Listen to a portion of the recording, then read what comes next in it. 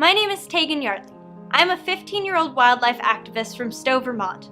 I began creating documentaries to raise awareness about the plight of our planet's most critically endangered species at the age of 12. Over the past 3 years, I have witnessed the ripple effect of the young voices in these movies being heard around the world. The documentaries have been shown at National Geographic, the Department of the Interior, the United Nations, the 2018 Environmental Facility Assembly meeting in Da Nang, Vietnam. The movies are also being used in courses given by U.S. Fish and Wildlife, which take place in Bangkok, Budapest, Gaborone, and San Salvador. I recently returned from London, where I received an award from Interpol's Wildlife Crime Working Group, which was presented by Prince William, Duke of Cambridge, for fostering partnerships in conservation. I am empowered by the shift that is occurring as officials are beginning to include the younger generation in their discussions. They are beginning to understand that we have the power to be creative and instrumental in inciting change, and we have the desire and the ability to be a part of the solution. The first movie, Kids Battle for a World with Elephants, which you will see shortly, was created in support of legislation which was introduced in 2016 and which aimed to put an end to the sale of ivory and rhino horn here in Vermont. Although the bill passed the House, it was abandoned in the Senate after a lengthy list of exemptions, which would have set a new low standard for states in which similar bills would be passed.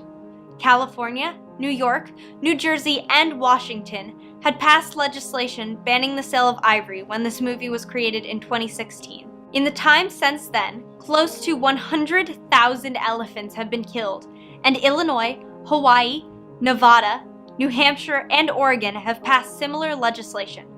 Vermont has an obligation to join this growing list of states. Our state is situated between 3 significant seaports, Montreal, New York, and Boston, which makes it essential for us to ban the sale of ivory if we are to put an end to the ivory trade and save these magnificent creatures from certain extinction. Please take the time to watch Kids Battle for a World with Elephants. Please share it with your friends and family members, and please ask them to contact their legislators and encourage them to make Vermont the 10th state to support the conservation of our planet's most critically endangered species.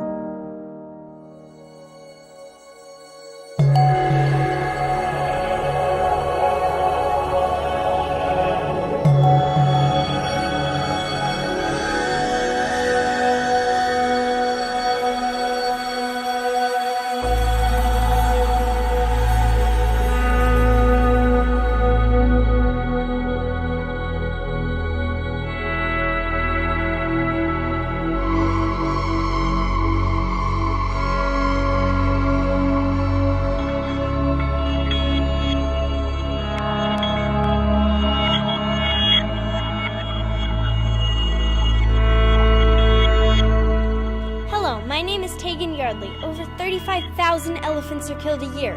That's 96 a day, or 1 every 15 minutes. At this rate of extinction, it is estimated that elephants will be gone from the wild in less than 10 short years. I am pleading for your help to save them. I have spent a lot of time educating myself on the importance of keeping elephants on this planet. I testified at the Vermont State House in support of Bill H297, which would ban the sale of ivory in Vermont. While federal laws restrict both importation of ivory and sales between states, they contain loopholes which allow illegal ivory to slip into the legal market. After my testimony, I was inspired to initiate a global march for the elephants and rhinos here in Vermont. The event was held at City Hall in Burlington on October 4th. It was attended by over 325 people who joined us to march as one voice in solidarity with the thousands of others who marched in the over 150 similar events around the world on the same day. A partisan bill that on becoming law would ban only the sale of ivory. Why not march for children or against war, conflict, and famine? We did! If you need more than conservation reasons to convince you that putting an end to the elephant poaching is imperative, let us talk to you about the major humanitarian reasons. Number 1, terrorism. I have received personal messages from Senator Patrick Leahy and Senator Bernie Sanders. They have both stated that they are extremely concerned about the connection between the ivory trade and terrorism. The ivory trade is killing children and funding war via Al-Qaeda-linked groups such as Al-Shabaab and the Janjaweed militia. It gives cash to the murderous Lord's Resistance Army with their child soldiers. Every piece of illegal ivory that is purchased has an associated trail of blood that leads from butchered elephants to terrorist fighters and ultimately to the killing of human beings in terrorist attacks. Poaching has become killing on an industrialized scale. The world's worst militia and terrorist organizations are being funded by the $1.4 billion annual ivory trade. Militias and terrorist groups funded by ivory are not only poaching elephants, they are hiding inside national parks, looting communities, enslaving people, and killing park rangers who get in their way. In the last decade, over 1,000 park rangers have been killed by poachers while on duty. The loss of park rangers has profound ripple effects across the local communities. Ex-soldiers from the terrorist organization, the Lord's Resistance Army, have described hand-carrying ivory tusks on their shoulders 600 miles through the dense jungle from Garamba National Park into Sudan. They describe trading ivory with the military of Sudan and exchanging it for arms and medicine. The ivory trade is so lucrative and poachers' activities are so rampant that ivory has been given the name white gold or blood ivory. Today, raw ivory costs more than $1,500 a pound and can command up to $3,000 per pound. In the criminal world, ivory operates as a currency. President Obama has identified wildlife trafficking as, quote, a global crisis which threatens our national interests. Number 2, global warming. Elephants play an enormous role in protecting our planet from climate change. The rainforests in Central Africa are one of the most important resources in fighting climate change. Elephants spread seeds throughout the land, which helps new plants and trees to grow. Elephants open woodlands and clearings as they feed and roam, which helps to regenerate forests. Did you know that the seeds of 100 different kinds of trees must pass through the gut of an elephant in order to germinate? As a keystone species, elephants are vital to the health of their ecosystems, both plants and animals. Their loss would have catastrophic consequences in the natural world. Without elephants, African forests will die.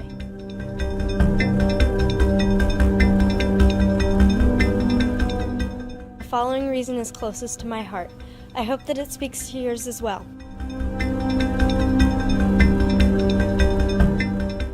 Elephants are altruistic creatures, meaning that they have a selfless concern for the welfare of others. How do I know this to be true? Lawrence Anthony, a legend in South Africa and author of the bestseller The Elephant Whisperer, bravely rescued wildlife and rehabilitated elephants all over the globe from human atrocities. On March 7, 2012, Lawrence Anthony unexpectedly passed away. 2 days after his passing, 2 separate herds of wild South African elephants traveled over 12 miles, slowly making their way in a solemn one-by-one procession from their habitat to his house. After paying their respects for 2 days and 2 nights, they turned to make their slow journey home.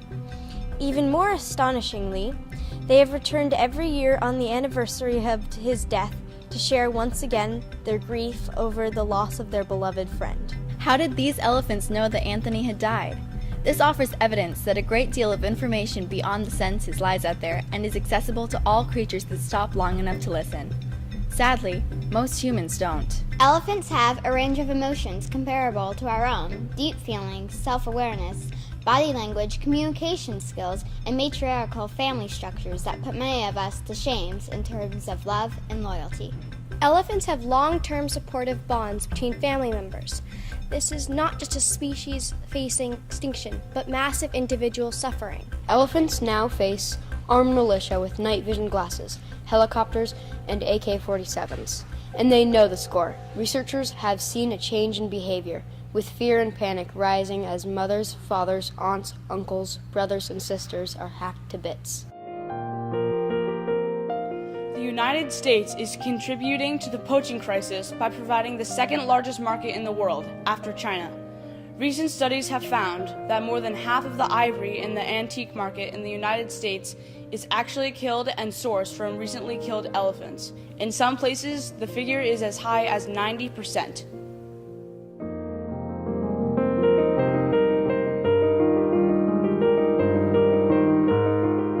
My family and I are the proud owners of a beautiful Steinway grand piano built in 1925.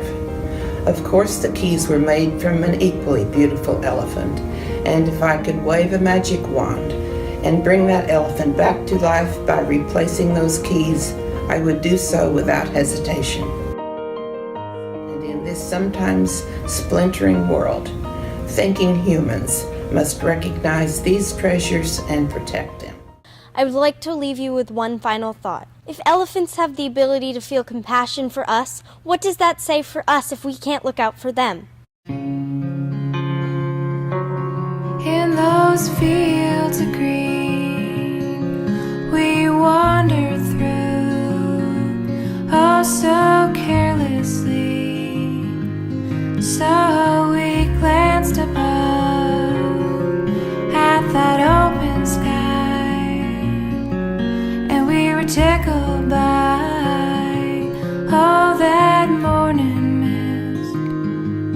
mist. So we gambled on, and we tumbled through, oh so worry-free. Now in those same fields of green, we settled down, and the sky